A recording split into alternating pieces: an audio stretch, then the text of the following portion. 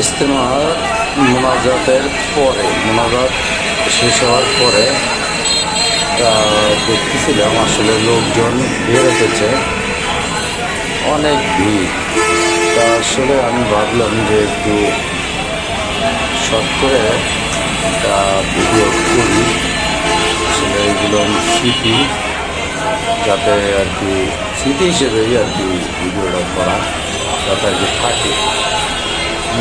আসলে মানুষজন মোনাজাতের পরে ছুটছে সবাই বাড়ির দিকে, যার যার গন্তব্যস্থানে সবাই ছুটছে। এই আর কি, আমরা টঙ্গী ইজতেমাতে সবাই আসবেন। সবাইকে টঙ্গী ইজতেমার দাওয়াত দেওয়া হলো। যতবারই ইজতেমা হবে সবাই এখানে চলে আসবে। আসসালামু আলাইকুম।